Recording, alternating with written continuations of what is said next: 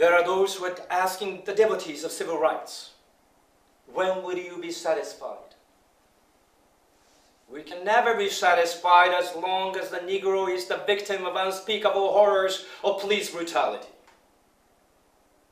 We can never be satisfied as long as our bodies, heavy with the fatigue of travel, cannot gain lodging in the motels of the highways and the hotels of the cities. We cannot be satisfied as long as the Negro's basic mobility is from a smaller ghetto to a larger one. We can never be satisfied as long as our children are stripped of their selfhood and robbed of their dignity by signs stating, "For whites only." We cannot be satisfied as long as a Negro in Mississippi cannot vote, and a Negro in New York believes he has nothing for which to vote. No, no, we are not satisfied, and we will not be satisfied until justice rolls down like waters and righteousness like a mighty stream. I am not unmindful that some of you have come here out of great trials and tribulations. Some of you have come fresh from narrow jail cells. Some of you have come from areas where your quest for freedom have left you battered by the storms of persecution and staggered by the winds of police brutality. You have been the veterans of creative suffering. Continue to work with the faith that unearned suffering is redemptive. Go back to Mississippi. Go back to Alabama. Go back to South Carolina. Go back to Georgia. Go back to Louisiana. Go back to the slums and cities of our northern cities. Knowing that somehow this situation can and will be changed.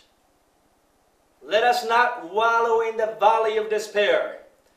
I say to you today, my friends, and so even though we face the difficulties of today and tomorrow, I still have a dream. It is a dream deeply rooted in the American dream. I have a dream that one day this nation will rise up and live out the true meaning of its creed. We hold these truths to be self-evident, that all men are created equal. I have a dream that one day, on the red hills of Georgia, the sons of former slaves and the sons of former slave owners will be able to sit down together at the table of brotherhood. I have a dream that one day, even the state of Mississippi, a state sweltering with the heat of injustice, sweltering with the heat of oppression, will be transformed into an oasis of freedom and justice. I have a dream that my 4 little children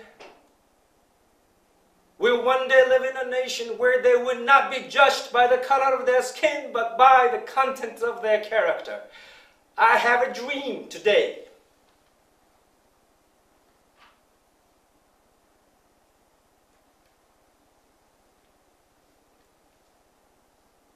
I have a dream that one day, down in Alabama, with its vicious racists, with its governor having his lips dripping with the words of interposition and nullification. One day right there in Alabama, little black boys and black girls will be able to join hands with little white boys and white girls as sisters and brothers. I have a dream today.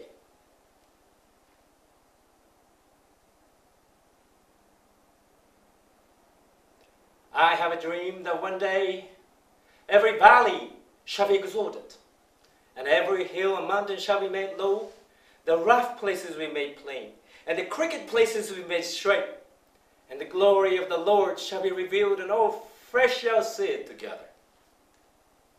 This is our hope. This is the faith that I go back to the South with.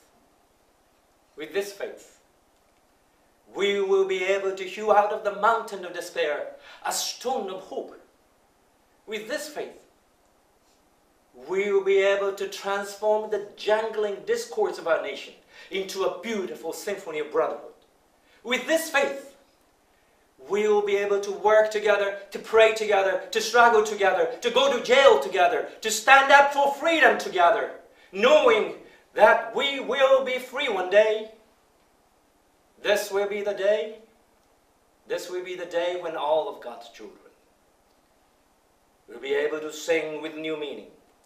My country tea of thee, sweet land of liberty of thee I sing. Land where my fathers died, land of the pilgrim's pride, from every mountainside. Let freedom ring if America is to be a great nation. This must become true. So let freedom ring from the prodigious hilltops of New Hampshire. Let freedom ring from the mighty mountains of New York. Let freedom ring from the hiking Alleghenies of Pennsylvania. Let freedom ring from the snow-capped Rockies of Colorado. Let freedom ring from the curvaceous slopes of California. But not only that, let freedom ring from Stone Mountain of Georgia. Let freedom ring from Lookout Mountain of Tennessee. Let freedom ring from every hill and molehill of Mississippi, from every mountainside. Let freedom ring, and when this happens, when we allow freedom to ring, when we let it ring from every village and every hamlet, from every state and every city, we will be able to speed up that day when all of God's children, black men and white men, Jews and Gentiles, Protestants, Catholics, will be able to join hands and sing in the words of the old Negro spiritual. Free at last, thank God Almighty, we are free at last. Thank you very much.